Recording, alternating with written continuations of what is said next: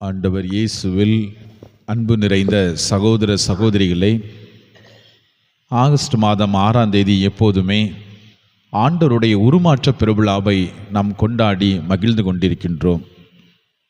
என் அன்புக்குரியவர்களே, நமது வாழ்க்கை மாற வேண்டுமென்றால், நாம் நினைத்தது நடக்க வேண்டுமென்றால், ஜெபம் நம்முடைய வாழ்க்கையிலே மிகப்பெரிய ஒரு கருவியாக மாற வேண்டும்.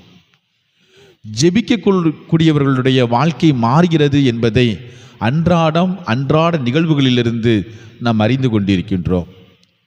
ஆண்டவர் இயேசு பேதுருவையும் யோவானையும் யாக்கோப்பையும் கூட்டிக் கொண்டு ஒரு மலைக்கு போனார். அங்கு பேசி சிரிப்பதற்காக அல்ல, அல்லது மற்ற காரியங்களை பேசுவதற்காக அல்ல, மாறாக ஜெபிப்பதற்காக சென்றார், வேண்டுவதற்காக சென்றார். ஏன் ஒரு மனிதன் ஜெபிக்க வேண்டும்? என் அன்புக்குரியவர்களே, அன்றாட வாழ்க்கையிலே மனிதனுக்கு சிலுவைகள் உண்டு.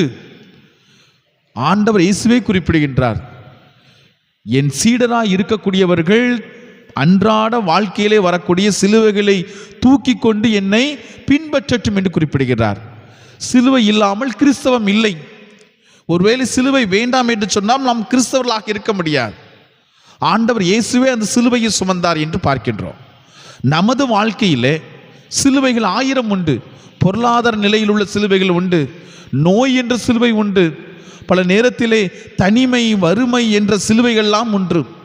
இதையெல்லாம் நாம் தூக்கி செல்வதற்கு நமக்கு எது ஆற்றலை கொடுக்கும் என்றால், ஜெபம் மட்டுமே ஆற்றலை கொடுக்க முடியும். ஜெபம், அந்த ஜெபத்திலே நாம் இன்னும் அதிகமாக இருக்க வேண்டும். ஆண்டவர் இயேசு இந்த கல்வாரி மலையை நோக்கி சிலுவை சுமக்க வேண்டும் என்பதற்காக அவருக்கு மிக உறுதுணையாக இருந்தது ஜெபம்தான். எனவேதான் அடிக்கடி நாம் பார்க்கின்றோம், ஆண்டவர் இயேசு தனியாக சென்று ஜெபித்தார் என்று பார்க்கின்றோம். இந்த சிலுவைகளை எப்படி சுமக்கப் போகிறேன்? பாரம்தான், கஷ்டம்தான், வேதனை தான். ஆனாலும் கடவுளின் துணையை கொண்டு எதையும் செய்ய எனக்கு ஆற்றல் உண்டு என்று சொல்லப்படுகிறது. அந்த கடவுளுடைய துணையை ஒவ்வொரு நாளும் தேட வேண்டும். என் அன்புக்குரிய சகோதர சகோதரிகளை, அவர் வேண்டிக் கொண்டிருந்த போது அவரது முகத்தோற்றம் மாறியது என்பதை பார்க்கின்றோம். அவர் உருமாற்றம் அடைகின்றார். நாமும் மாறுவதற்குத்தானே ஆலயம் வருகின்றோம். நாமும் உருமாறுவதற்குத்தானே இந்த ஆலயத்திலே முழங்கால் படுகின்றோம். ஆலயத்திற்கு வந்தோம் என்றால் நமக்கு பிசினஸ் அல்ல, மாறாக நாம் ஜெபிப்பதற்காகத்தான் வந்திருக்கின்றோம். எவ்வளவோ காரியங்கள் இருக்கிறது. பல நேரத்திலே சும்மா வந்துவிட்டு போகின்றோம்.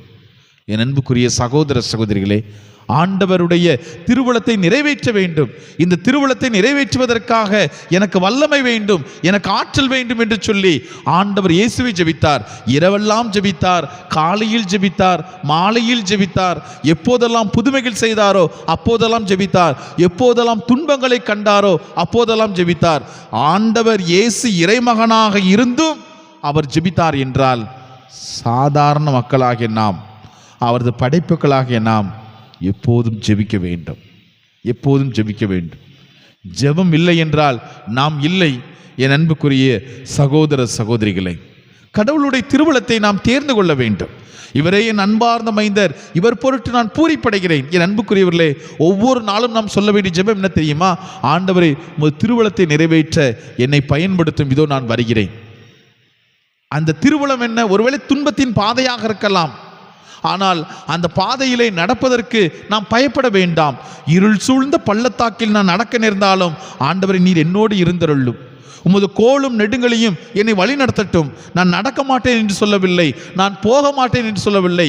துன்பமான பாதையாக இருந்தால் கூட நீர் இருப்பீர் என்றால் நான் எதையும் கடக்க தயார். ஆழ்கடலாக இருந்தாலும் பரவாயில்லை, பெரும் தீயாக இருந்தாலும் பரவாயில்லை, ஆண்டவரே நீர் என்னோடு இருந்தருளும். இந்த உருமாற்ற பெருவிழா நமக்கு அதைத்தான் அழைப்பு கொடுக்கிறது. ஆண்டவர் இயேசுவுக்கு செவி சாய்ப்போம், ஆண்டவர் இயேசுவை பார்ப்போம். ஆண்டவரே, நீர் நடந்தது போல நானும் நடக்கின்றேன். ஆண்டவரே, நீர் நடந்தது போல நானும் நடக்கின்றேன். பேதுருவை போல நம்பிக்கை குன்றியவர்களாக அல்ல, மாறாக நம்பிக்கை நிறைந்தவர்களாக நாம் நடக்கக்கூடிய பாதையிலே ஆண்டவர் மீது நம்முடைய கண்களை பதிய வைக்க வேண்டும். அந்த ஆண்டவர் மீது கண்களை பதிய வைக்கின்ற பொழுது நமது வாழ்க்கையிலே எந்த ஒரு சூழலிலும் நாம் தடுமாற மாட்டோம். ஆண்டவருடைய அருளை, ஆசீரை இந்த உருமாற்ற பெருவிழாவில் நிறைவாக பெற்றுக்கொள்வோம். ஆமேன்.